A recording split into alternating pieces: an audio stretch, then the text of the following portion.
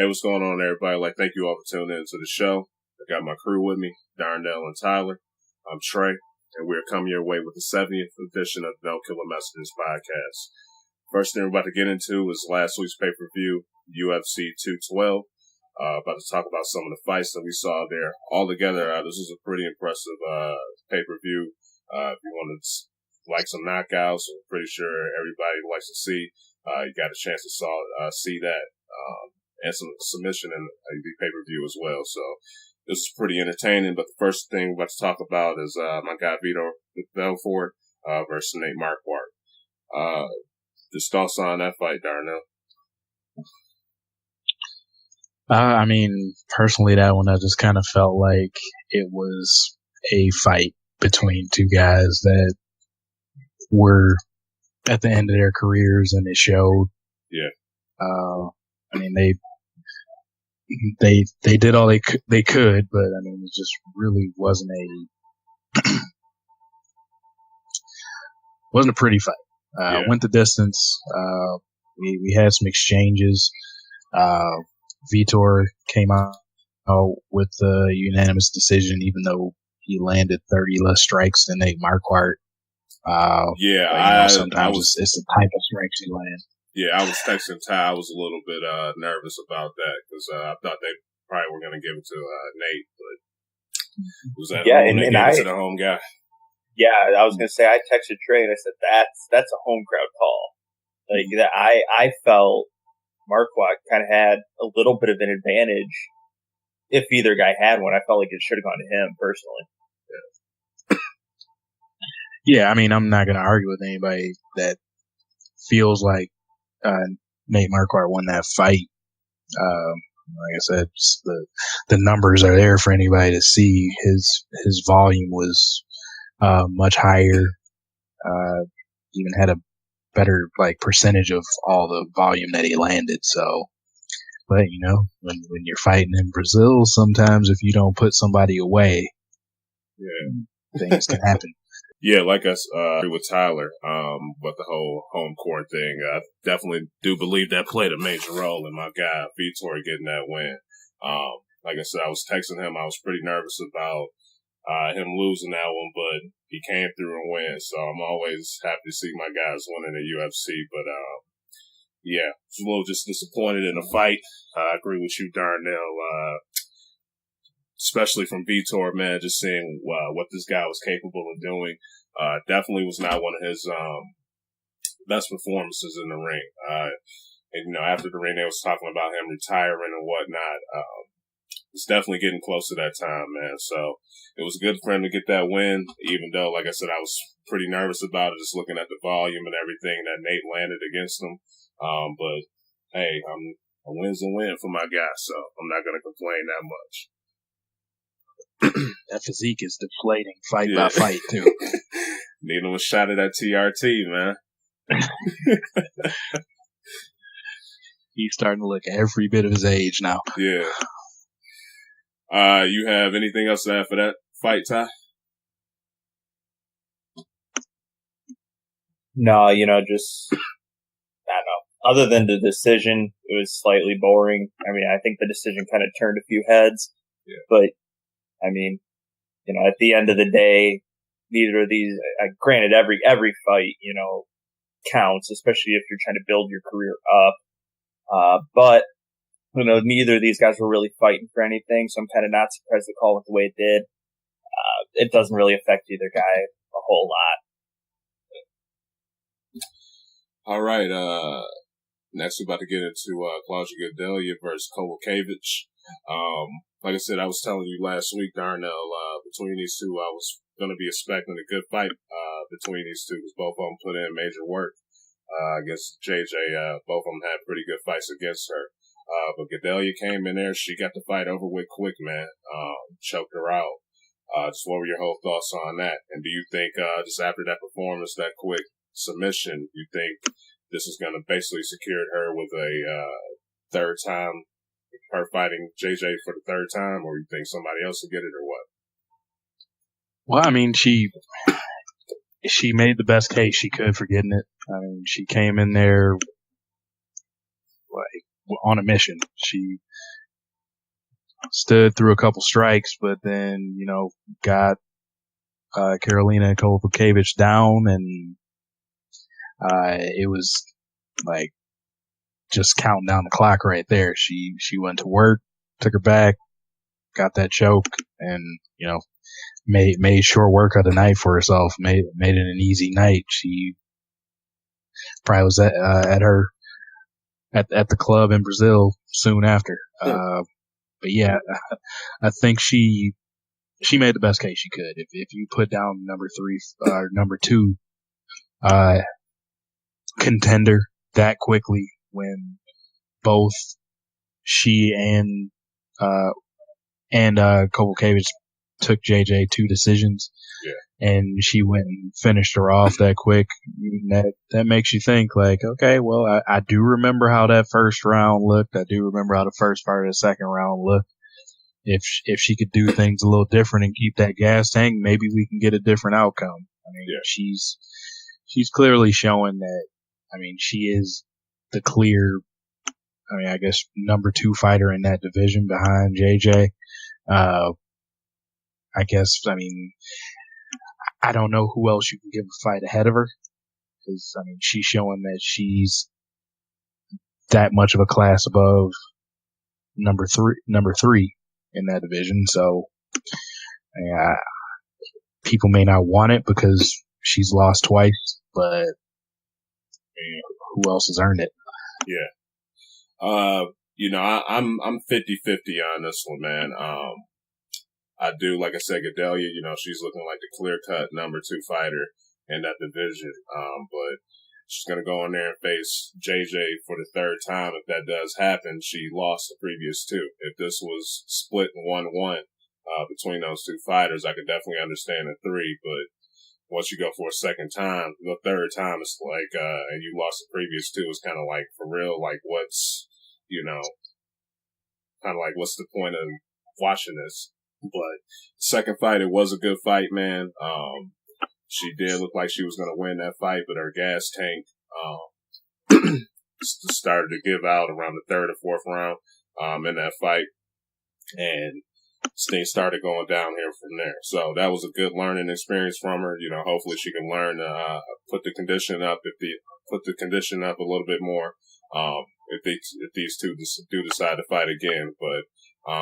Like I said, it's 50-50 on her, man. I think it's going to be a good fight, but, once you're 0-2 against a fighter, it's kind of like, what's the point of seeing part 3? So. Yeah, to give a mirror to it, it's very similar to back when Rousey was on her rise in the bantamweight division. Miesha Tate was the clear next best fighter, but she beat her twice, and it was hard to. She never did get that 3rd fight.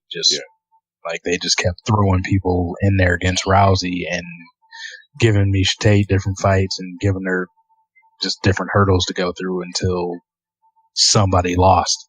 And finally you got that Kat Zingano win over Miesha to kind of cushion not having to give her a 3rd fight, and then finally Rousey lost, and then history's there where Tate got her chance to win a belt. So it's kind of, Claudia is in that Miesha Tate role right now where everybody that watches this division knows she's the next best fighter, but you're 0-2 versus the champ. You haven't earned a 3rd fight. You have, but do people want to see it? Yeah, exactly. Now, like I said, if they could put up another classic like the second fight that they had, I'd be down for seeing it. But, like I said, once you lose 2 in a row, it definitely loses, makes me have less of an incentive to see a 3rd fight between the 2. But she's, like I said, she's definitely looking like the clear-cut second best fighter in that division. So, all right, man. Anything else? Would you have anything to add for this fight, Ty? Or? No, I'm right in line with you guys, and especially for getting a 3rd fight, it kind of sucks that you could be a clear-cut number 2 and not get a shot at it just because it's kind of already, a stale fight. Like you said, we've seen it twice. We've seen the same decision twice, and yeah, it would be terrible to have to continue to throw, the third, fourth, fifth best fighter in the division just because, the number two's lost twice already. I mean, I think you get one more shot. If you lose three, I think that's it. Yeah. At least until somebody else is named champion of the division. But I think one more should be in store. If they could pair it up with another big event, big fight, I think that would help big time. I think that especially helped the chance of it happening for a third time, because I don't think you can go with that being the main event unless you make it like a fight night. Yeah. All right. Up next. Wow. Got to talk about my boy now. We got Jose Aldo versus Max Holloway. I'll let you start. Go ahead. Start it off, Gardo. What are your thoughts on it? I mean, both fighters came out, trying to show what they were like standing up. Jose looked very good in the first round. Seemed like in the second that's where the tide started to turn, where Max Holloway started to pick up steam and find a groove for himself. And then third round, it totally had flipped. Max probably lost that little bit of fear you have walking into a cage against somebody like Jose. He started to believe he can fight with him and believe he was better than him.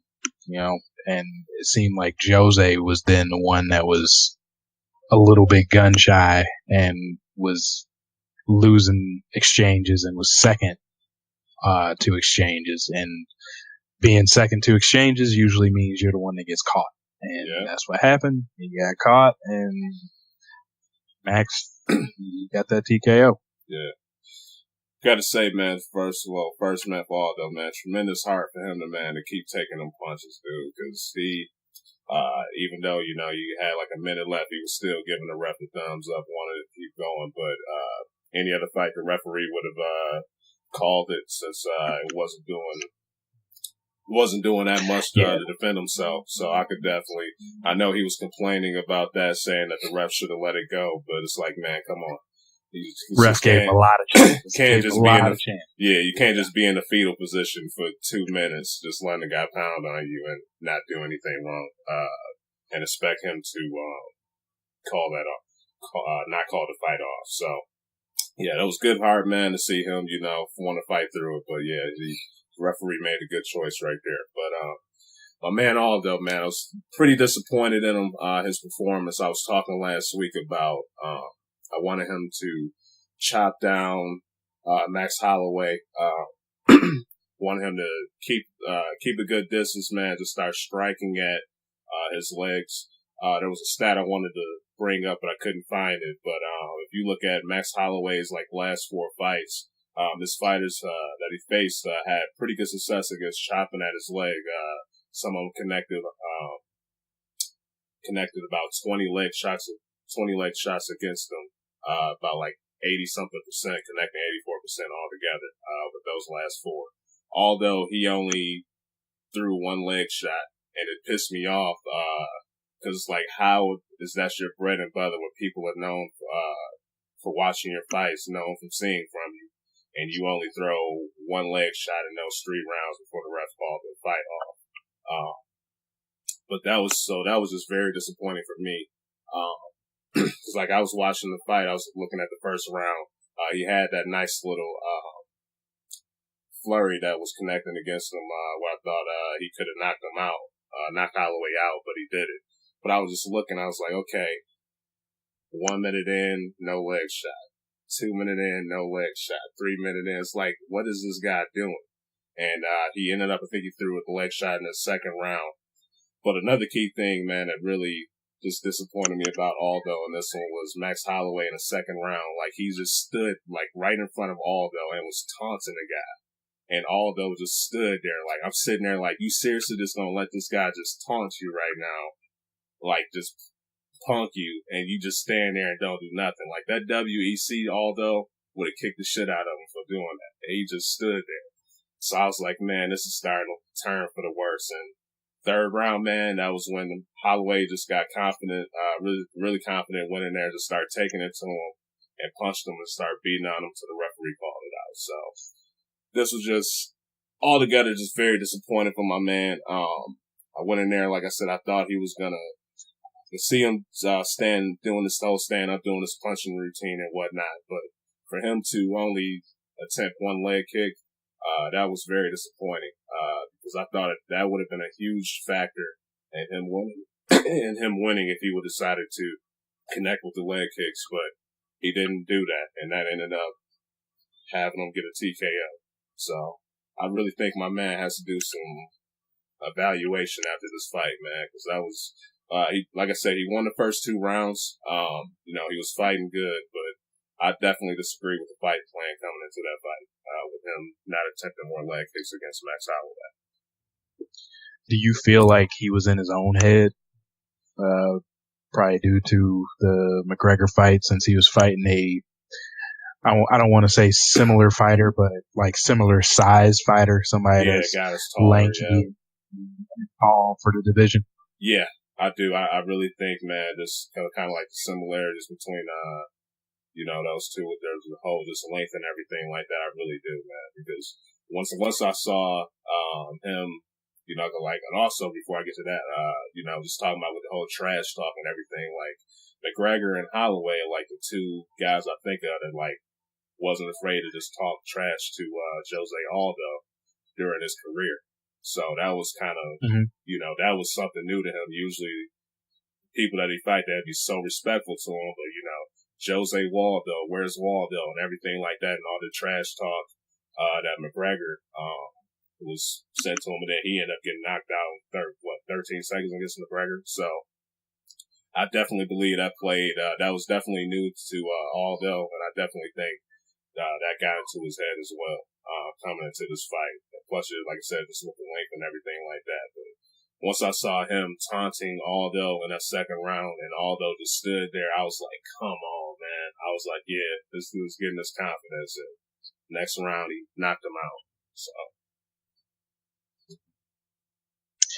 Yeah, and I feel like a new era has started with that. I mean, for as young as Max Holloway is, to get that confidence going and look how he did, I think a torch got passed.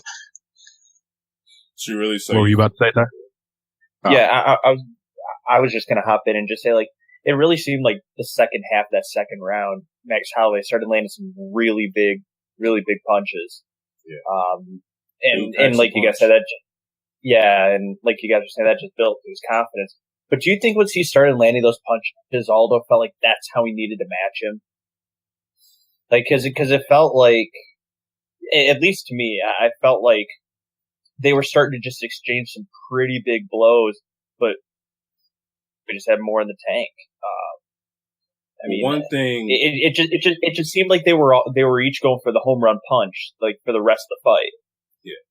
One thing I kind of noticed about Aldo, he had a fight, he fought your guy, the Korean Zombie, a while back, and he broke his foot against the Korean Zombie, trying to kick him. And like ever since he fought the Korean Zombie, like broke his foot, that's when you really started to see him attempt less and less leg kicks down the road. So like, went in there, I don't know what he would have done against McGregor if he would have started chopping him, because that was just so quick, 13 seconds. But Edgar didn't attempt many leg kicks against Frankie Edgar, even though I can understand, because if he gets a chance to, Edgar can take you down and whatnot. But especially this one, he only attempted one leg kick, so I was just like, wow. But yeah, he's been doing a lot of just punching. Hasn't really been throwing leg kicks, like he used to. So I don't know if back when he broke his foot against this guy, Korean Zombie, I don't know if that just kind of made him a little bit nervous and weary about throwing it or what. But, yeah, he hasn't been, using those leg kicks, like he used to. That dude used to put people in crutches. That's definitely an interesting thought. I mean, I wish I could see a stat of like the amount of leg kicks he's thrown per fight now to see. I mean, I can only assume that it's gone down just from watching his fights. Yeah. But I mean, 4 or 5 years ago, that's basically, you knew that's what you were going to get with a Jose Aldo fight. You knew somebody's left leg or plant leg was going to just be swollen by the end of a fight, and hopefully they can figure out some other way to do something. But yeah, it just hasn't been the case for him as of late. I mean, you spoke on that one. I hadn't even thought about it, but I do remember watching that Frankie Edgar fight, and it was pretty much pure boxing match, and Jose stuffing takedowns. Yeah. But yeah, outside of that, he never really tried to test that leg at all. He just, did what he could do to stay out of Edgar's clutches, and used it with the hands. He won that fight clearly and easily, but yeah, that's definitely a good point.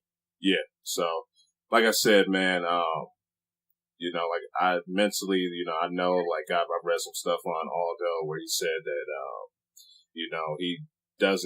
he's mentally not there. Like he doesn't really want to do, UFC like MMA like he, once used to, and he wants to play soccer, after, he, finishes with the UFC and things like that. So, just read some stuff, just mentally, sounds like he's not in it anymore like he used to be. But man, if, it just sucks. Like you see that guy, like I said, Ty, and, this guy, like, when I'm noticing, first time I think about Aldo, this guy put, what was his name? Uriah Faber and crushes dude just from kicking him so much. And now it's like this guy's. Oh yeah, his leg after that fight. Yeah, like if you ever check that out, Ty, see if you can check that out. They got that on the internet. But yeah, this guy was just kicking the hell out of people. And to see that, man, see the second round, a guy just go up in that ring and just taunting him, and he's just standing there like, what do I do? It's like, come on, man. Like I really do. I really think with the trash talk and.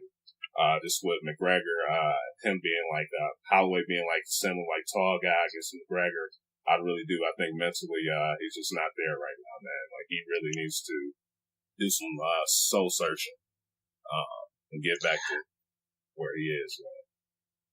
Where he wants to. Well, and also just to point out, of all sports to still try to continue in where you aren't totally into it, MMA is like that, and boxing are probably the two sports where it's like, if you're not in it and you like don't want to totally be doing this, you probably shouldn't, because you're gonna get what you just got. Health and everything. Yeah. Mm-hmm. So yeah, man. But yeah, I was just about to ask you, Darnell. No, Ty, like I said, you don't know Jose like we do. But just looking at his, he did do a good job against Frankie Edgar. He got knocked out in 13 seconds against McGregor. He was handling business for the first 2 rounds, and then Holloway got it. You just said that you believe Holloway is basically going to be the new face for the division, man. Just what do you think's next for Aldo, man? I mean, I think we covered it. He needs to go back home, think about, does he really want to do this? Because I don't think he's like totally lost as far as his talent goes. He hasn't like slowed down, in my opinion. Yeah. I kind of agree. This was more of a mental breakdown, plus like he's changed the way he fights. Yeah. And it changed it for the worse. Yeah. So if he doesn't feel like this is for him anymore, he needs to call it a day. He's hopefully made his money, as something we'll talk about later. There's certain fighters that the UFC treats well. There's certain that they don't. Yeah. And having a title doesn't mean you're gonna be a millionaire, but hopefully he's made the money he should make. Hopefully at least just off of that McGregor fight alone, he made plenty. But yeah, if he doesn't really have this in his heart, and he doesn't have the drive to try to be the best, it's probably a better choice for him to just call it a day. Because I mean, he doesn't have anything to prove. Yeah, he was a arguable number 1 pound for pound fighter at his peak. It was basically him or Anderson. So Man, GSP too when he was there. Yeah. But like what I was just about to say, man, like, yeah, he definitely needs to do some soul searching, you know, especially like for me because like Aldo and Anderson Silva, those are two of my all-time favorites. And you know, these are like, when these guys were at their peak, they were just unstoppable. And you know, like once you start to see this stuff now, man, it's like, dang, you know, it's, when they're not, you know, fighting like how they used to, man, it definitely starts to hurt, man. Just watching those guys go out there and lose in the fashion that they're losing. But oh yeah, it's rough to see legends go down, especially if they stay past their prime. You know, like personally for me, like I hated watching the end of Matt Hughes' career because he kept taking fights where his shin wasn't there anymore. Yeah. And like on the boxing side, I still can't stand that Roy Jones Jr. keeps taking fights. So, like, yeah, sometimes you wish you could just step in and throw a towel and inform, just like, come on, dude, it's over. Just like, you're hurting the greatness of when you were at your peak right now. Yeah. So, you know, like I was listening to Joe Rogan, his part, I believe, on his podcast. He was just saying, like, you know, all the stuff that Jose Aldo has done, accomplished in the ring, you know, that McGregor fight just set him back, man. Like, when you think of Aldo, a lot of people think of that McGregor fight. They don't think about this guy, like, you know, like, well, all he was doing in WEC and, you know, prior to that in the UFC. You know, that's just, that fight alone really just hurt his career. So. Yeah. But all right, guys, anything left to add for Aldo Holloway before we move on? Oh, well, just one more. Darnell, you said, you know, talking about Holloway, who do you think is next in line for him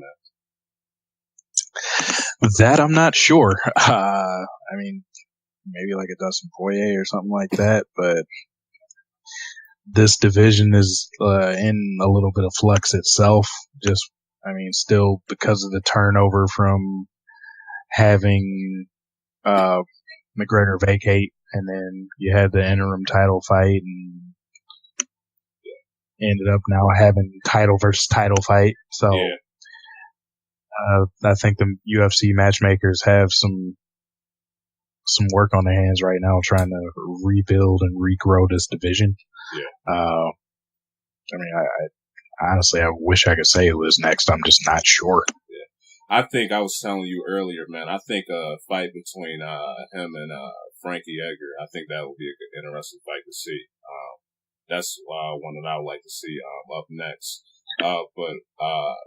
And Frankie did win his last fight, so he did a good job in his last fight. He bounced back from losing to Jose. Yeah. Now, like another, what I was about to ask you is, you know, Holloway, he's a trash talker too. You know, they got this whole Mayweather McGregor thing going on, but Holloway with his trash talk and everything with his fight ability, he could be another big time marketable playmaker for the UFC. Because you definitely see him and McGregor getting on for a part two.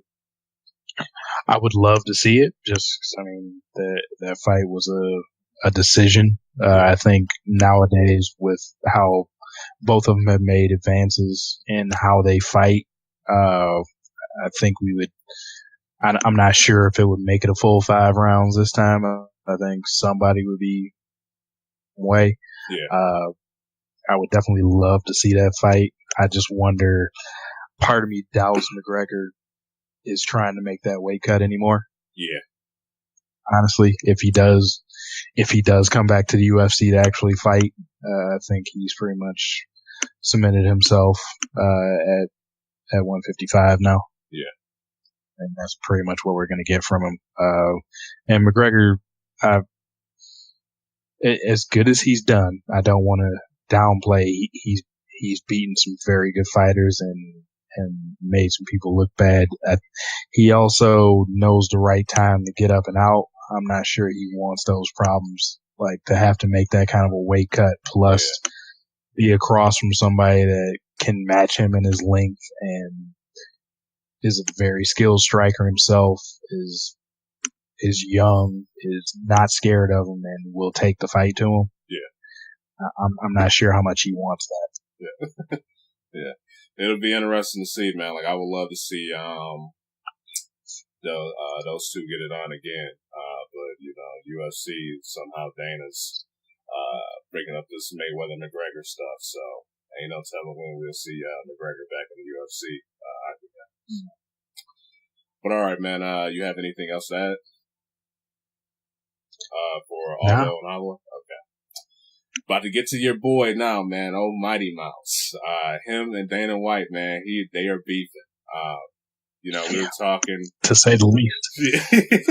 Like bring some guns out or something, man. How these two going at it, but this was just interesting to me, man, because we talked about Dillashaw possibly filling in for Mighty Mouse filling in. Yeah, well, Mighty Mouse filling in for Cody Garbrandt for it was 213, 214, whichever it was. And, just looking at it, that was like, man, that would have been a good fight to see. Mighty Mouse, he's tearing through the division. He's right there about to get ready to break that record. But we didn't really see, the behind the scenes stuff that was going on before, what would make this fight happen and stuff. So when it first came out, it kind of made it seem like DJ was a little bit scared to fight Dillashaw at first. It was just how Dana was making it sound and everything. And then, DJ fired back with this big, long letter just talking about, how he's just been treated and everything like that. And Dana, if he didn't accept his fight to fight the Dillashaw, Dana would, shut down the whole flyweight division, which is just absolutely crazy, man. But just looking at it, I do want to see this fight. I do understand where Mighty Mouse is coming from, the whole bullying thing, man. But this is just crazy. He's talking about how he's, everybody, if they watch this guy fight, you can definitely say that he's probably pound for pound the best fighter in MMA right now. But, he doesn't get marketed like other fighters do. And it's just crazy. But yeah, just what were your whole thoughts on this, man? I mean, I've never been one of those MMA fans that's like always siding with the business. I've always been more of a pro fighter type of guy, but it got pushed even further reading about this story just because DJ has actually been one of those company guys. Yeah. I mean, for the UFC, like there's been a few champions that they've had that have been just straight up company men, and they've rewarded them. So like along the lines of Chuck Liddell, Matt Hughes, Forrest Griffin, like these were the guys where basically Dana could call them 2 hours before a fight, and they'd show up and fight, even if it was putting their belt on the line and doing something dangerous for them. And DJ has been along those lines, and he pretty much laid it out in this release that he sent out. Basically, he got strong armed into fighting Ray Borg, which was the next fight he was slated for. Yeah. And of course we get the Garbrandt back injury, and basically Dana goes on the media press tour basically saying Demetrius Johnson is going to end up fighting TJ Dillashaw, and like you said, DJ puts it out that I haven't agreed to a fight, and then Dana goes to his tactics of trying to make it seem like he's scared of doing it. Basically along the same lines of when he was negotiating bringing GSP back. Yeah. All of a sudden, he doesn't really want to fight. I don't think his head's really into it just because the guy wants to get paid what he knows he's worth. Exactly.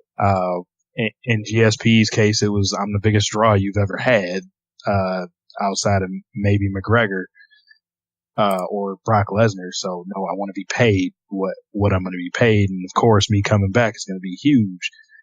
DJ's stance is, I'm the best fighter in the world. And there's not really much of an argument to this. I mean, people can say John Jones, but as we've gone over, there's that mental aspect of John Jones where we don't know if he's actually going to show up to fight. this guy is amazing in the cage.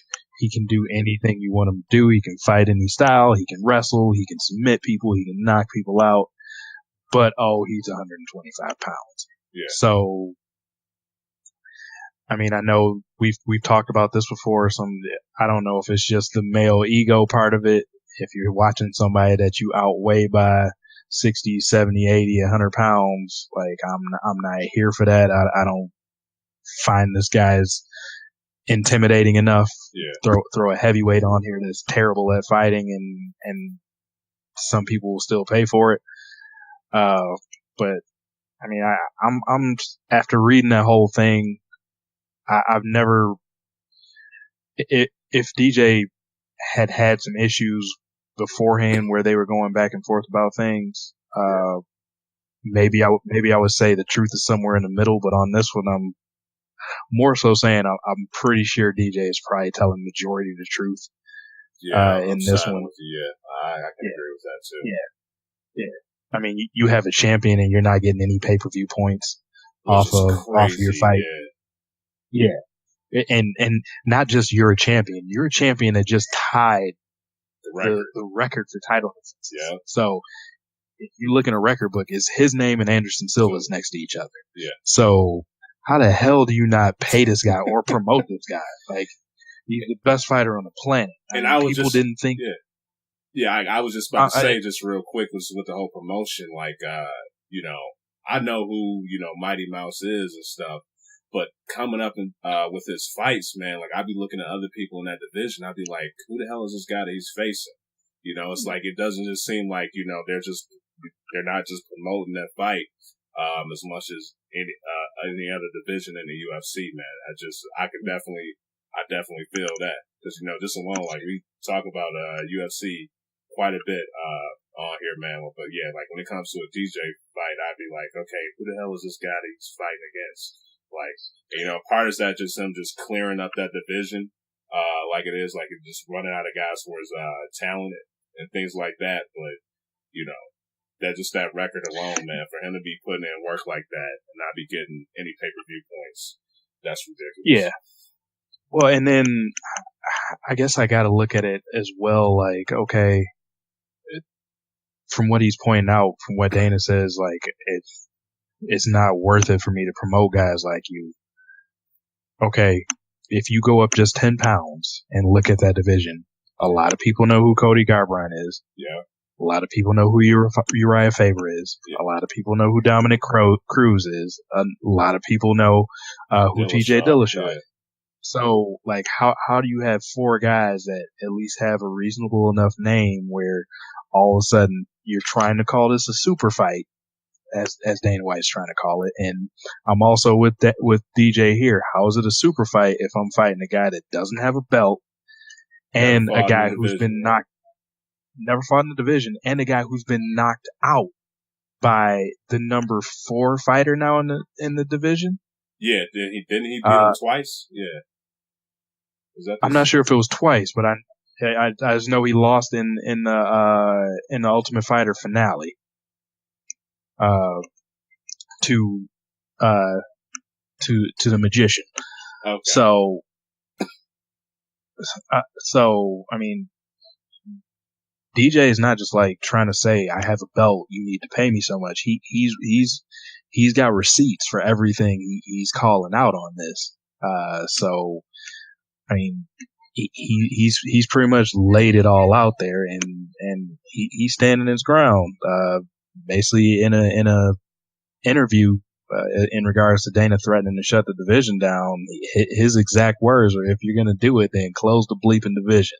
Yeah. But don't expect me to be like, "Oh, I'll fight TJ. Please don't close my division." He said, "If you're gonna do it, do it." So, I mean, I can respect his gangster on this one. Like, yeah. he's saying what he needs to say on it, and he put it out there for anybody that wants to know why this is happening. He's not scared of him. Yeah. He put it out there. He will fight him.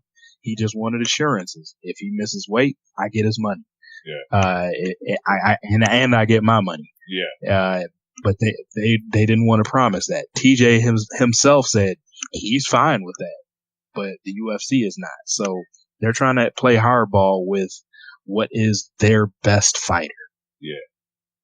And so, I mean, I don't really know what you can say for that. I mean, you think the NBA is not going to market Steph Curry? They're not going to market Isaiah Thomas? They're little guys. I mean, but if somebody's amazing to watch, yeah. So I just don't get what Dana and the UFC's problem is here.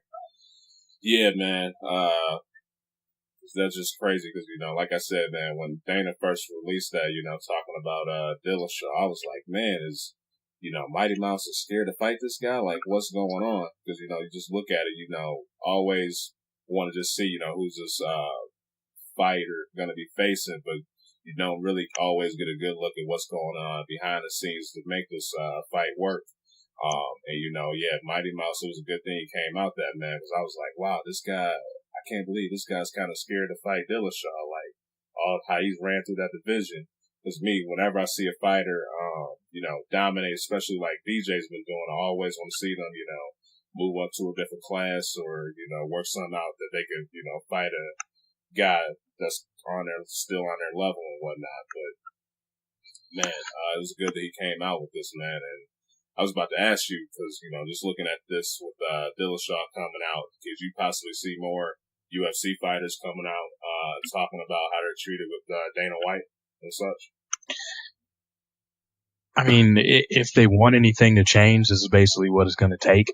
I mean, of course, if it's going to happen, it needs to be your fighters that have made their paychecks. So, cause, I mean, it's guys on fight cards that are making $5,000. Yeah. Coming in and out of there. And, then they got to, out of that $5,000, they got to pay their coaches. Trainer, all of that kind of stuff. So, plus, let's not forget about that Reebok deal, man. The greatest deal of all time. Exactly. Yeah. We know how the fighters feel about that. Yeah. So, I mean, this is still a company, like, just because you're a UFC fighter, a quote UFC fighter, does not mean you're in the money.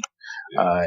If people actually go and look at the payouts for these fights, it's a lot of guys fighting. Like, I mean, just being me, I wouldn't be fighting for the money they're getting paid, even if I'm on TV a little bit, especially if I can't even, if I have a little sponsorship, I can't even show the sponsor to really get paid. Yeah.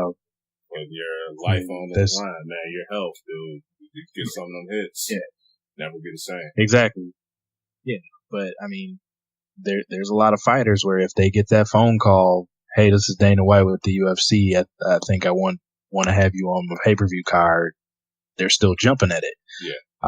And being happy to take this piddly paycheck to possibly get brain damage. Yeah.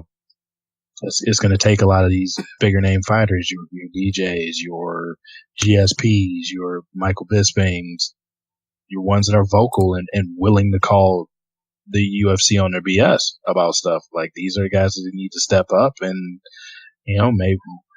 maybe this union business, like, this is something that they possibly need to do to protect themselves and, make sure the guys that are lower on the card are protected as well. So, I mean, this is a big step, because, I mean, this is a Hall of Fame type fighter saying something like this. Like I said, this is a guy that a lot of people don't know. Is that his fault? I don't know. Is it the fault of his division? Possibly. Is it the fault of the UFC? I tend to say probably so, because you don't know if they're marketable if you don't try to market them. And there was a time not too long ago where Dana White said, "I will not have a women's division because there's no way I could sell it." Yeah. But this fighter named Ronda Rousey came along, who honestly wasn't the most amazing thing on the planet. Yeah.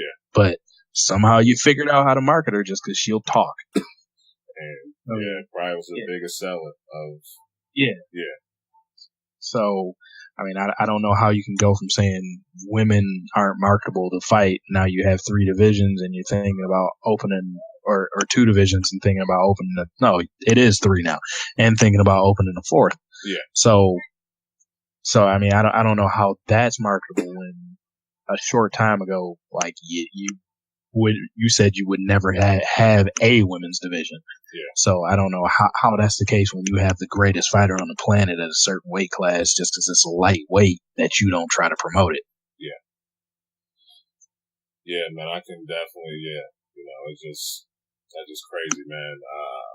Guy always goes out there, puts in the work. Good guy out the ring, man, and it sucks to just hear he's getting treated like this, for sure. It's safe to say, is it safe to say that Dana White's the biggest douchebag in sports right now, man? He's got a pretty good stake to the title of that. I mean, he's always had his side. I mean, he likes to be in front of the camera, so he builds up a lot of good fare for himself, and for some reason, UFC fans tend to always want to side with the UFC about things, but I mean, I think that's also something that needs to change with the fan base.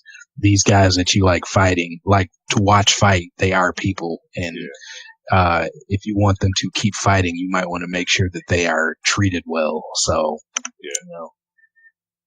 one thing I was about to say, just about that, like I mentioned it before, man, but if that Ali act comes up in there, I could definitely see a lot of people going away from the UFC, man, because, it's one thing, if they're getting paid right, but if a company does offer them a better contract or something for the fight, you can sit here and say, oh, you know what, man, Dana White, man, he's been good to me. He's always treated me well, been respectful, never went to the media if we were disagreeing on something like that. But you look at guys like a GSP and a Demetrius Johnson, if that was getting into effect, they probably would never work with him again, man, just with how it sounded with their experience with him. So always, man, you got to treat your workers good, man. Well, but I mean, this isn't the first time in history it is for Dana White, even with a star fighter. I mean, like I said, just recently you had UFC where he's had a story pass with Tito Ortiz, Randy Couture, Ken Shamrock. I mean, there's been a lot of people that don't really care for how Dana White treats them. They'll work with the UFC because that's the best money they can get if they actually have star power behind their name. But Dana, there's a lot of people that if they would rather not have to deal with them, but they're the biggest show in town. That's the best money you can make if you make it to that top level. Yeah. All right, so man, guys, anything left to say for the UFC? We got a lot in about that today. Pay that man his money. Yeah, Darnell had a few things to say. That's Darnell's guy, man.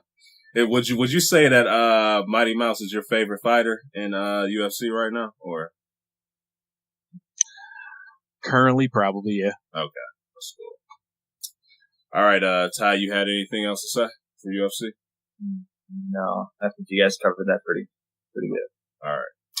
Okay, we're about to get into the NBA now. First thing we're about to talk about the Ball family. There was recently news coming out that LA may be skipping over Lonzo for the draft. Just how if it were to happen right now, they'd probably skip over. Just what were you guys' thoughts on that?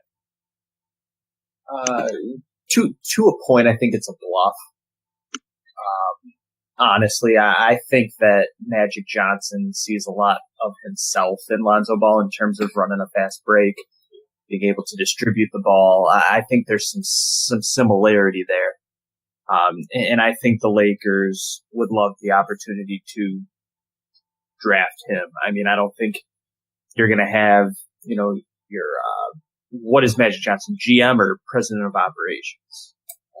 I think he's both right now. Both, yeah. The whole front office basically. But, I don't think you're going to have him come out and say we're drafting Lonzo, not LeVar. And then 3 weeks later be like, yeah, well, we may skip over it. It's I understand the point of getting the focus back on Lonzo, but I think this is a scare tactic, maybe seeing if they can get some team to trade up and they can land a player in order for them to trade up. At the end of the day, I see them still drafting him at number 2 as long as the Celtics don't take him number 1. Yeah, I was just about to say, don't just look who's picking right before the Lakers the number 1 spot. Yeah, their rival. So I would be a bluff. I would be surprised if Boston were to draft him, considering he did not work out for them. Yeah. Very rarely do you see something like that happen. I mean, granted, Lonzo, in the way I see it, that whole family has their heart set on the Lakers. No problem with that. I just wonder if this is, LA trying to bluff a little bit and get some leverage on a team or a certain player. But yeah, once again, I think just at the end of the day, they'll take Lonzo if he's there number 2. Yeah, I definitely think this is some posturing going on. I mean, the Lakers know he'll be happy to go there if they trade him. So, I mean, that's just kind of something in their back pocket.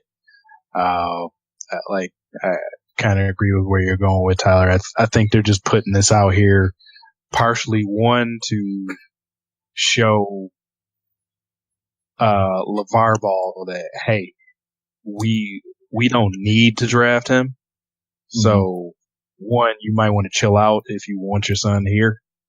Yeah. I think that was kind of a veiled little, I think you need to chill yourself out type deal there. And also, like you said, I think they were trying to drum up some interest. Like, if the Lakers say they might pass on him, but somebody else has their eye on him, maybe they lob a phone call to Magic. Hey, what if I send you player A plus our draft pick? You think you'd be even to switch up with us based on how you had the player slotted? So I think it's just to don't show your cards. Just because LeVar said we're only working out for the Lakers don't have to say, well, that doesn't mean we're drafting you. So keep it to your vest just in case something bigger pops up. I mean, if somebody's going to offer the Lakers a all-star caliber player plus their draft pick, maybe somebody is still in the top 10 offers you a very high end player plus their pick, hey, take LeVar.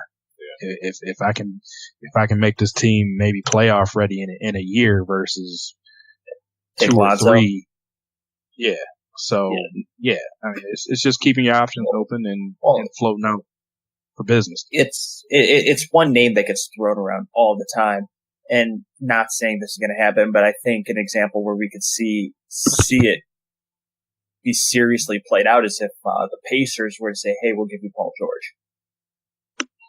I think that's one situation where we could see the Lakers really dive into this more seriously than anybody thought. I mean, if they said, like, hey, we'll give you Paul George for that number 2 pick, I think they would be interested, because I think they would stand a good chance of re-signing him as well. So, it's not like the Lakers are going to be changed overnight just because they're drafting Lonzo. And I think that's the one thing everybody realizes. I don't think anybody's saying Lonzo's making them, a championship team, let alone a playoff team. Outside of LeVar. Yes, yeah. So, I mean, at this point, I think if someone were to offer them a Paul George type, I think we will see very strong consideration out of the Lakers. All right, guys. Anything left to add for this one? Yeah, I just think it'll be interesting to see what happens. I think at the end of the draft, when it's all said and done, the story's going to be Lonzo and LeVar, whether he goes to LA or elsewhere. Yeah. I mean, he'll be more of a story over Markelle Fultz if he goes number 1. He'll be more of a story over Josh Jackson if he somehow goes number 1. And Lonzo's going to be the story. LeVar will be the story. LeVar will say something that makes it a story. So I think he's just the one player to really be looking at in the draft. All right, now we're about to get right into the playoffs, guys. Hasn't been entertaining. The finals? Yeah, the finals. Still the playoffs, man. So, yeah. We'll get right into it. This hasn't been, the most entertaining finals so far. But what are you guys thinking so far? Yeah, it may not be super entertaining, but it mirrors last year in a lot of ways. Yep. We see Cleveland down in a 2-0 hole. We see ourselves asking a lot of questions about Cleveland. Saying, well, LeBron needs to step it up, but he's playing pretty good basketball. I mean, game one, he had too many turnovers, but once again, it's just him. No one else is really showing up. Kevin Love's been okay. Kyrie has been a step off, and really outside of those three, nobody's doing anything even worth mentioning. So,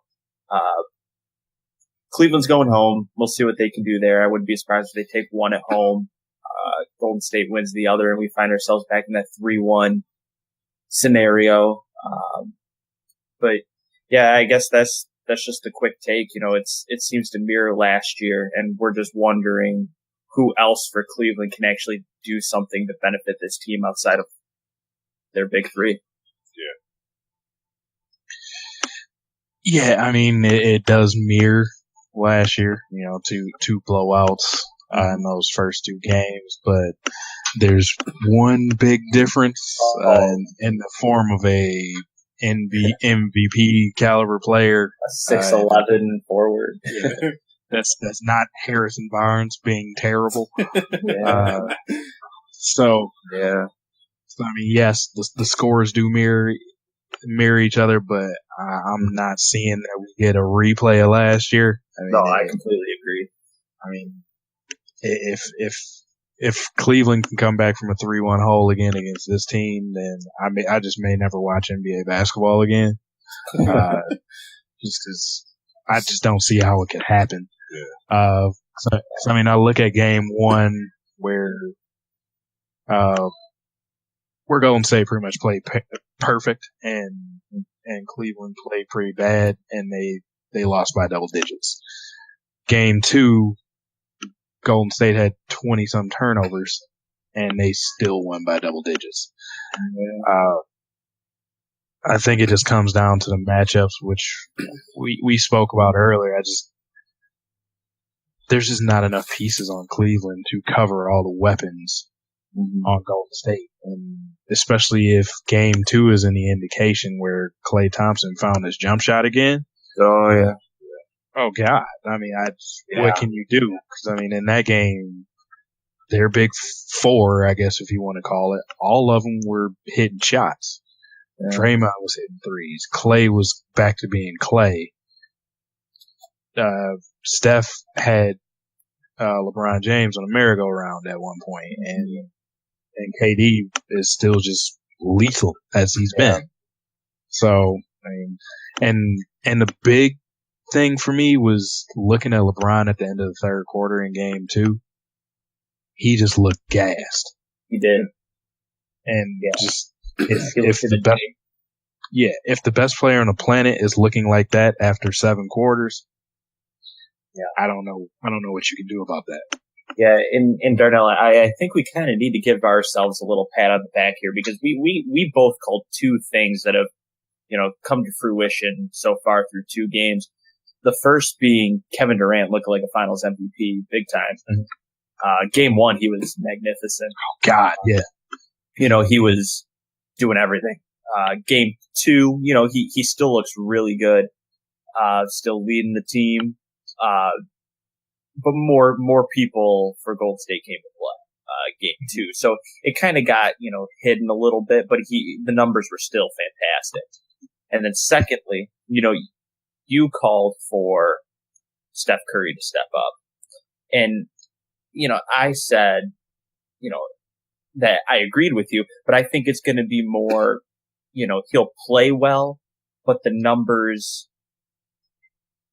won't need to be fantastic. And he has played good. I wouldn't say he's playing incredible, but he's playing some really good basketball. he's playing the best finals through 2 games that he's played in his career. Mm-hmm. And it's all because Kevin Durant, in my opinion, it's all because of Kevin Durant, is opening the floor. He's taking away a lot of the attention. Steph Curry's not being double teamed. He's able to get open through this incredible ball movement that this team's found. The offense is wide open. It's spread out. And they're all penetrating and they're all hitting shots. And Kevin Durant out there plays under the pressure. He likes the pressure. He plays well under the pressure. I mean, I remember that one year he went for the scoring title and he needed like 30 points. He put up like 48 or whatever it was. It was some incredible late night game, last game of the regular season. He just lit it up with Oklahoma City. And he just thrives on the pressure and the spotlight, where now that it's off Steph Curry a little bit, he's rising to the top. And, you know, I'm happy for Steph Curry. You know, he's one of the better players, you know, we'll see in this era of the NBA.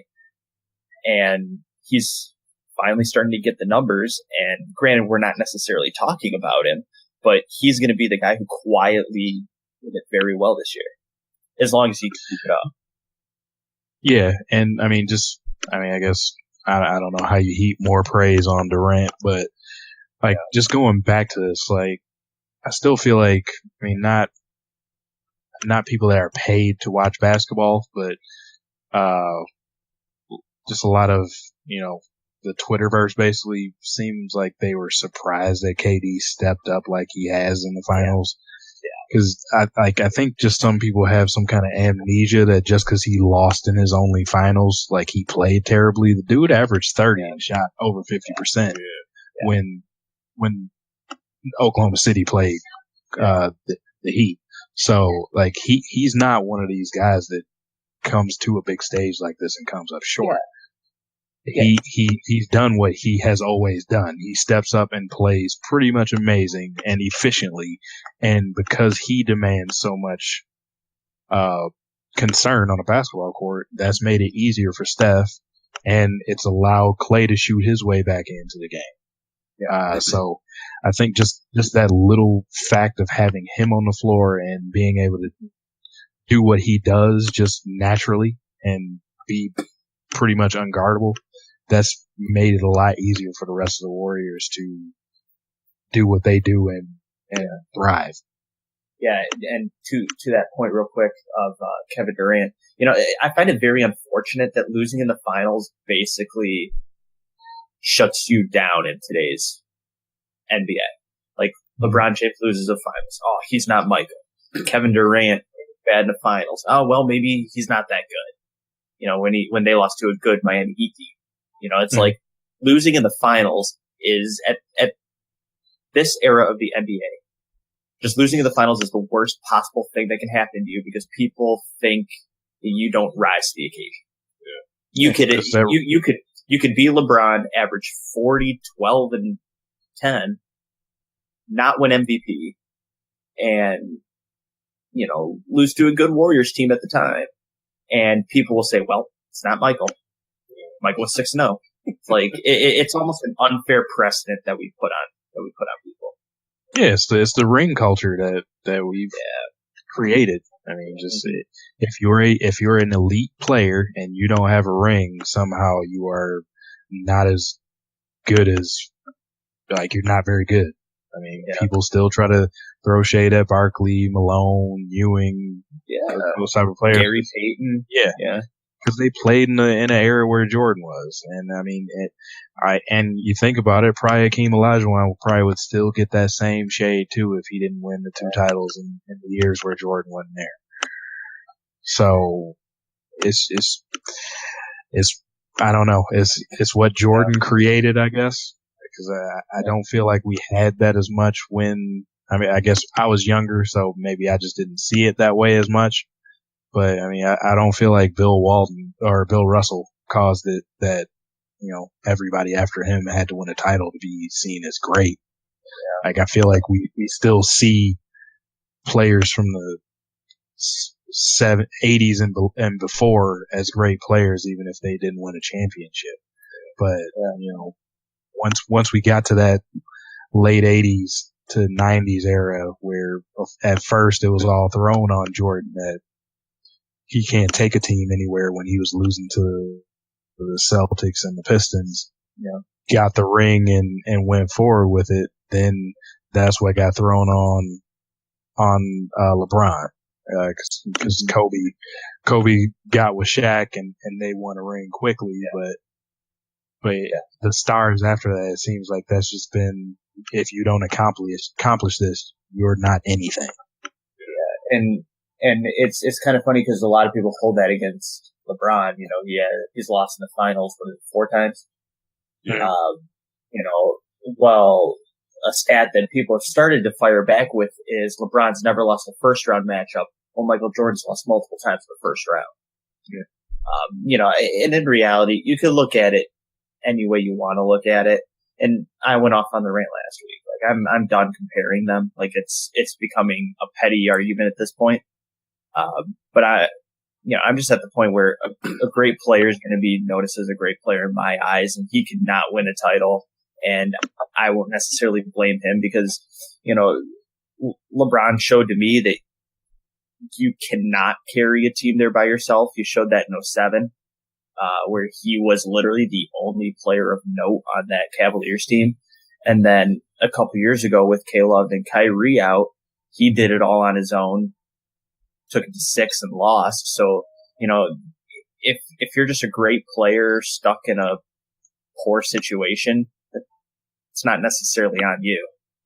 I'm still going to say you're a really good player.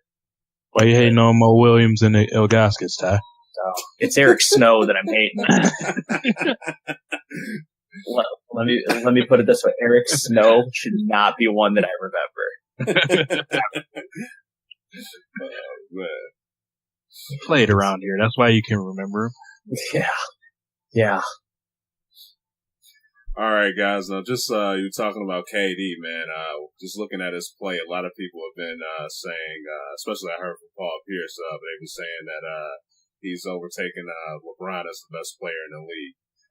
What do you guys think about that? Yeah. Okay. Yeah, I'm not ready to go there yet. Yeah, man. I just think, man, LeBron goes ahead and ties the series 2-2. They'll be back to nut hugging LeBron again. So yeah, it's true. It's true.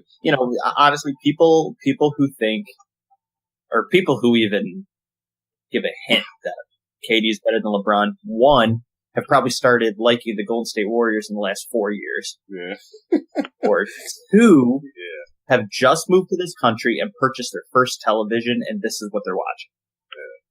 Like there's no point to have that conversation with anybody. If anybody were to ever say that to my face, I would turn around and walk away. Yeah. I will not entertain that thought. Yeah, I mean, it's a little much right now. I mean, like I said, KD he's playing the best of anybody in this finals. I will give him that. But he is also on the far more talented team. Yeah. In my opinion. So the way things just open up, KD should technically look better by how these teams match up. Yeah. I'm not going to go from this and say that means he's better than LeBron. He's the clear-cut number 2 best player in the NBA, I think, right now. Sorry, Kawhi. Maybe it's. You'll take him over my dog, man. At him right now, yes. Right. I mean, you got a guy that's 6'10", 6'11", with a 7-foot wingspan that can shoot, that can defend, that can score. I mean, it's possible right now if we had a draft of any player. And I get these players for multiple years, I might possibly draft him over LeBron just because he's a little younger, and has a little less wear and tear on him. But I'm not going to go and say he's better than LeBron, just because still what LeBron has been amazing himself in these 2 games. It's just other factors are keeping him from winning this game. He, along with his team, had a lot of turnovers in game 1, he being LeBron. But game 2, you have Kyrie Irving going off on the reservation to try to match points with people, where I think he did a lot to pull the team out of rhythm. Kevin Love has actually been good on offense, but he's still a liability on defense for the most part. So, I mean, you can't expect him to do everything against these teams, even though he's with 2 other stars. And so, NBA fan, I know he has 2 other all-stars with him, but he's playing another team with multiple all-stars on it, but they all can play defense, where Cleveland's Achilles heel all year has been they can't guard anybody. Yeah. So, yeah, them's breaks. And I'll, kind of go back to something I noticed in game 1. I mentioned it last week. The depth of Golden State is far more impressive than anybody's even really leading on to. They had 12 guys scoring game 1, and Cleveland had 3 key players who didn't even score a point. Tristan Thompson and Kyle Korver being 2 of them. That's alarming. Like that's having 12 guys score, I think, is incredible in itself. That means you're bringing guys from deep off the bench to put in points. You can have a second unit on there and still expect to be scoring. Cleveland, they're putting guys on the floor just to give LeBron a 2-minute breather and just hoping the game doesn't get away from him. That's, like you said, other factors, Darnell, that's a huge one. If you can't bring guys off the bench and still stay competitive, I mean, I'm sorry, LeBron can only play 48 minutes for so long, and him already looking gassed. Yep. It's not a good equation. Yeah, Cleveland's bench is looking real suspect right now, and I don't think anybody can deny it. And a couple of their starters, J.R. Smith has scored 3 points the whole series. Tristan Thompson's been MIA. Korver is spotty from shooting. Darren Williams looks just awful. Darren Williams, he was another one that hasn't done anything.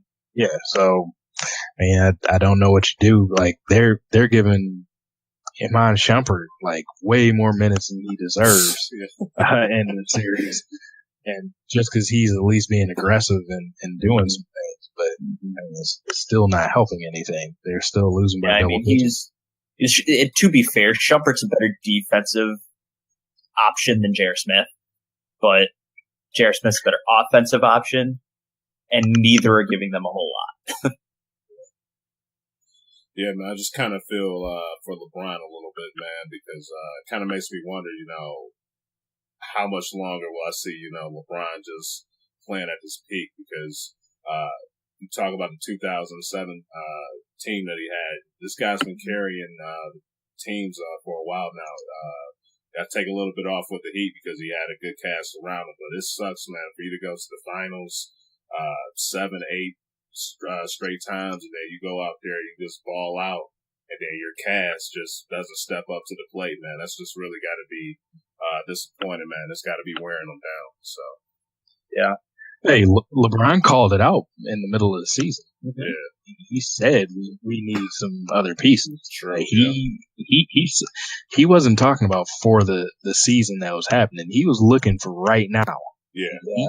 He saw this team and how they play. He knew what we got right now is probably not enough. Yeah. And to be fair, they went out and got what they could afford. Yeah. I mean, Darren Williams and Andrew Bogut were 2 good signings, don't get me wrong, but you're signing 2 older players.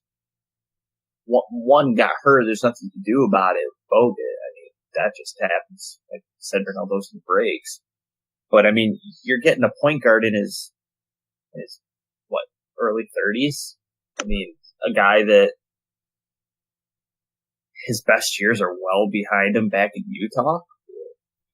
But yeah, you can't get him in the NBA Finals and expect 15 points a game here. Yeah, that's why last week I brought up D. Will. Like I said, I know he's not going to be the old D. Will back in Utah, but this bench needs some help, man. So if he can come out there, man, get some assists, some easy buckets for his teammates, so he can find a little rhythm. That will help. That will help LeBron sit and get his little rest a little bit more. But the bench isn't performing well in some the starters out there with LeBron are performing well right now. So it's looking tough, man. Yeah, I guess last point for me. I'm just curious to see if this Golden State team is going to kind of show a little bit of a shift again in how rosters get formed. Now, granted, they went out, got Kevin Durant. They now have, two of the biggest faces of the NBA, and Durant, Curry, and two other players that, could start absolutely anywhere in the world, in Draymond Green and Klay Thompson. I wonder if this team, who has chemistry through the roof, is going to get teams questioning, is chemistry more important than, the top tier talent? Now granted, I understand this Golden State team has all that talent to go with it, and that's why they're so good. But I wonder if teams are going to look a little more into chemistry rather than just getting, Blake Griffin to, go to the Celtics. You know what I mean? Yeah, that'd be but would the chemistry be there? I wonder if teams are going to look at chemistry a little bit heavier now because this Golden State Warriors team has it. Well, yeah, and the Warriors. Go ahead, Darno. Was this Warriors team outside of KD? This was a team that was built through the draft for the most part. Yeah, absolutely. Steph was the top 15 pick. Klay was a later first round pick. Draymond's a second round. Yeah. So they're an anomaly in that fact that. Oh, I agree. They built a super team through the draft and then came across this last big piece that they could afford because they had these other three players that were still playing on pretty much rookie deals where they didn't have to pay them much. So, they're a little different in that way. Yeah. So I'm not other teams may want to try to pick up this formula, but it's going to take a nice eye for talent to be able to do this. No, I agree with that. And I guess my point wasn't so much teams just, going through free agency or whatever to get it. I think, I guess at that point, what I'm saying is, our team's going to start looking and saying, all right, here's what we want to run. What guys can we get that play that style, basically to a T? Because, Steve Kerr's drawn this up perfectly. Granted, Mark Jackson kind of got the band together, but, what Steve Kerr has these guys running is literally all of their games to a T, and he has them in a role that could not be drawn up better for these guys. And I wonder if teams are just going to start to look and just say, we need to reevaluate what we're doing because it's not working and they're mowing down the NBA. But yes, Darnell, it will take someone with an incredible eye for talent to see that. All right, guys. With the Cavs being down 0-2, do you think they should be worried right now? Because, you started this off, Ty, was saying, there were similarities between, this final so far and last year's finals. Yeah. Should they be worried right now? Or is, hey, we were in the same situation last year. Go ahead, get this home win tomorrow, and we'll be right back at it. How do you guys feel? I'm going to say no, and I'm going to say no, they shouldn't be worried for two reasons. And it's going to, I guess both will turn out to be what should be a yes, but they're still kind of no's. I'm going to say no because, one, they were in this position last year. They're down 2-0. Game 3, if they lose, I'm going to go ahead and say it's over. At that point, there's nothing to worry about. It's over. They need to come out and win game 3 if they still want a chance. So for that, I'm going to say no, because if they can win game 3, it still looks like it's a series. The other excuse me, the other reason I'm going to say no is because, they're far outmatched here. Through 2 games, they are far outmatched. I think they need to quit worrying about, what Golden State's doing. They need to quit worrying about, trying to keep up with them. They just need to come up with a plan that they feel is really going to put them out there to win. And I mean, if you're worried in the NBA Finals, you can go ahead and write yourself off. I mean, like I said, both of those kind of sound like I should be saying yes, and I guess at the end of the day I am. But like, you know, Cleveland's just, they're not this Golden State team. This Golden State team is something to watch. Like, they're incredible. And I don't know how Cleveland can sit there and basically say, you know, we got them where we want them. I mean, they're nowhere close to having them where they want them. It worked out last year, but one, that was last year, and two, you know, there's some different factors in play now. Like we said, a guy who's 6'11" forward who's playing like an MVP. So, you know, no, they shouldn't necessarily be worried, but it's not looking good for them.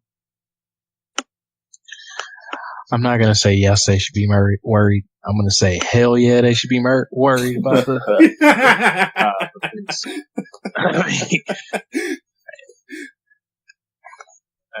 I'm just going to go back to what we've gone over with this. I mean, this is not the same team as last year that Cleveland came back from 3-1 on. There's this, 7-foot anomaly on the court that can shoot from wherever you want him to shoot from. He can drive, he can pass, and last game he had 5 blocks. So, So yes, I think they should be worried for all the reasons we spoke of. It looks like LeBron is basically tiring down.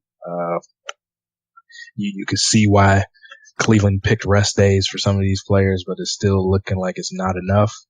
Because it's just too many great players on the floor to try to cover at once, and LeBron is having to do too much on both sides of the ball and not getting.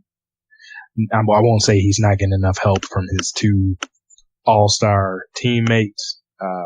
I think he can get more out of Kyrie just because he's not really being too efficient. But the bench they have, I just don't feel like they're up to snuff. All right, guys. Now, what they got to do to turn it around? Do you guys like? I think we all agree Golden State's they thrive on transition. They love to run with the ball. Ball movement. They're very efficient and they score at a high clip. I think if they want to do anything to try and change the fortune of the series, I think they have to slow the game down by as close to 10 possessions as they can. I think they need to hold it on offense. They need to obviously play some better defense, play better transition defense, because I don't think you can stop Golden State from getting into transition for a game. That's just impossible. But I think they just have to find a way to slow it down and be efficient. It's just the idea that when you let Golden State control the tempo, you're playing their game. They do a very good job of forcing the issue that they want to force. They don't let many teams push them around in terms of tempo. So I think Cleveland's going to have to slow it down and really take control of the tempo on both ends of the floor. Stop transition and just slow it down on offense. Possibly get LeBron in the post a little bit, see what he could do down there. I feel like sometimes he gets into a habit where he starts to shoot a little too much and not really get to the rim. But I also think you could get Tristan Thompson in the post. So I think if you could just slow it down, set it up, really play some solid defense, don't allow Golden State to get in transition, that would give Cleveland a pretty decent chance. Yeah, I agree with a lot of that. Basically, they do need to bring the pace of the game down some.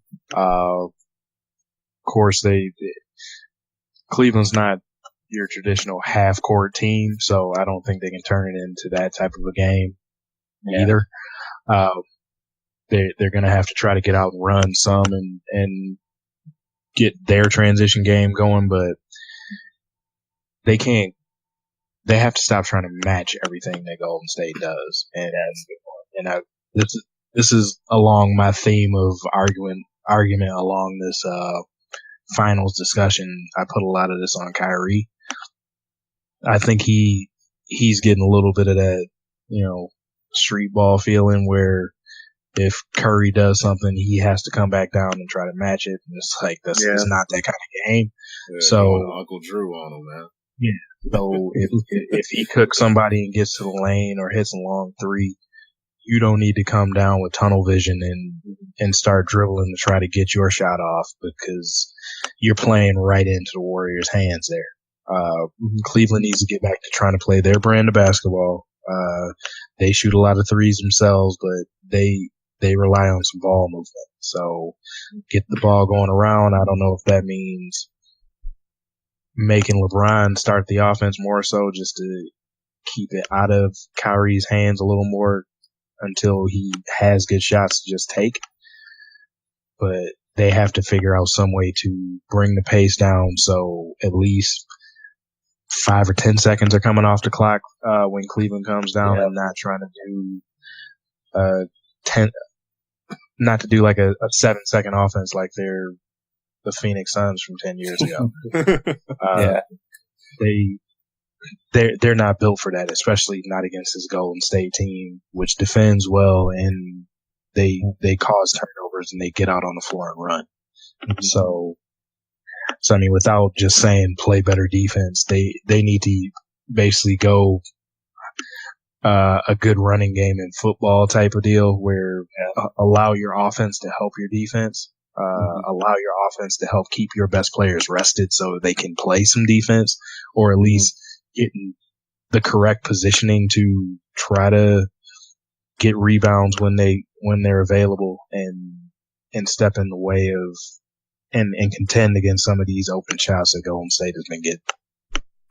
Yeah, just real quick, do you guys kind of feel like some of the guys for Cleveland are passing up, good opportunities to possibly shoot? Now, I'm not saying like there's throwing up bad shots, potential to throw up bad shots or anything, but do you just feel like they're all kind of looking at LeBron going like, all right, like they're looking to LeBron to just do it. Like they're looking for him to explode for 45 or something like that. Like, because I kind of feel like with some of the guys who haven't done a whole lot this series, I'm looking at, Bear Smith, Shumpert, Kyle Korver. I feel like they're just starting to get a little hesitant, just giving the ball to LeBron and like expecting him to do something incredible. I don't know if that's, being scared of the big moment, which I don't understand why. I mean, granted, I always say JR never met a shot I didn't like Smith. Which, I mean, he'll always throw his up, but I felt a couple times he passed when I thought he should have shot. Now, granted, that could be for any reason, but like Korver, I don't know, he's just not making them, and I feel like the team, Cleveland, when they're not clicking offensively, gets hesitant and just dishes to LeBron and expects him to do it. And I think that's why he had so many turnovers game one. Yeah. Well, I mean, I think they just kind of they've fallen into a little bit of a trap of playing with the best player on the planet. Yeah. Where they got settled more into it through these playoffs where for as much as people talked about how bad they look defensively and they may not make it to the finals playing like this, how they were during the regular season, yet when it came to playoff time when the lights were on, LeBron somehow kicked it into another gear, which brought the rest of the team up. I think they're just expecting there to be a next gear even after this, but it was like, dude, he is still a human being. I know he's built like a truck and in great condition, but you see the 5 guys across from you, or at least 4 of the 5, which were all on an all-star team this year. Come on, like they have more than enough firepower to at least cancel out LeBron. Like the rest of you guys need to pick up and do something. Yeah. And to that all-star comment, should have been 5 out of 5. Yeah. We all know it. Yeah. But no, I agree. Like, I just feel like, and once again, the media falls into that same trap too. We expect LeBron to do more when there's really no more he can do. And I actually saw somebody tweet this, a few days ago. I forgot who it was, but they said when it looked like there wasn't a way, Michael Jordan found a way. It's like, yeah, well, he didn't play this Golden State team at all, so like I feel like he would have struggled against this Golden State team. Like him personally. Now I'm not saying he wouldn't have gone out and averaged 18 or 20, but which he very well could have done just because he was a good scorer. But I don't know. I feel like this would have been, just a different animal for him. Well, it's just people try to bring up the Michael issue. Yeah. He also was on a team where, I mean, I'm not going to try to get into debating the errors and all that kind of stuff, but at least he had other greats on his team that he knew they were going to step up in their situations. Yeah. Those Bulls teams, you knew if nothing else, they were all going to play really good team lockdown defense. Yeah. Rodman was going to command whoever he was guarding the paint. He was going to get under their skin. He was going to make them shoot lower percentages. He was going to turn his back and rebound. Scottie Pippen was going to possibly take the best scorer on the team to allow Jordan that break and not have to take that on. So when it came down to crunch time, where they would probably still be in a game, where he could go in and be Michael and have his late game heroics. Cleveland doesn't have that. Yeah. There's nobody that can give LeBron a breather by covering Durant. It's just not going to happen. And even if there was, what are you going to do with LeBron then? Put him on Draymond, who's still he may not be some amazing scorer, but he's going to body you up and force him to still have to exert energy. Are you going to put him on Steph? Well, we saw that dribbling spree that got put on him. Not saying that that's going to be a common thing, but there's not a guy on that team outside of maybe Pachulia that you could put LeBron on to give him a break. Yeah. And I guess that's, exactly my point. It's just like there's not much else we can stick LeBron into this series and expect him to magically produce, 15 more points that puts him in it right at the end. Like it's just not there, and it's unfair to even think that we can throw LeBron into a situation where he can give more, because he's given a lot, and I give him a lot of credit for it. Just this is a beast of a series. Yeah. All right, guys. You guys got anything else left to add? I'll just say it. I think Cleveland takes one of these home games. I believe so too. So I think they'll take one. That's very generous of you guys. Well, you think it's going to be a sweep? Yeah. It's starting to look that way to me. I mean, I don't want to ever totally count LeBron out. I mean, I do believe in his greatness that much, but goddamn, Golden State is looking ridiculous right now. And I agree. I think the games will be closer in Cleveland just because Cleveland will have the crowd with them and they'll have the confidence will be up a little bit. But I just feel like Golden State probably feels it right now that this is a time to step on the neck. If Cleveland doesn't win Game 3, it's a sweep. I'll say that. Okay, that's fair. Did you say Golden State in 5 or 6? I said 5, and I wouldn't be surprised if it's 4. Yeah, no, okay. I just couldn't remember if you said 5 or 6 because I know I said 6. So, all right. All right, y'all. As always. I guess we'll have to run back to 10. Maybe I said 6, but I had to check it's shrinking. It's shrinking. I think you said 5. I think you said 5. Wouldn't be surprised if it's 4. I think you said that. Well, all right. Yeah. Y'all got anything else? No. Nope. Covered a lot, man. All right, y'all. Appreciate y'all for checking us out. As always, you can find us on Twitter at DKM_cast. You can also find this podcast on iTunes, Stitcher, YouTube, SoundCloud. Just hit us up in that search engine. But y'all take it easy. Appreciate y'all for checking us out. Peace.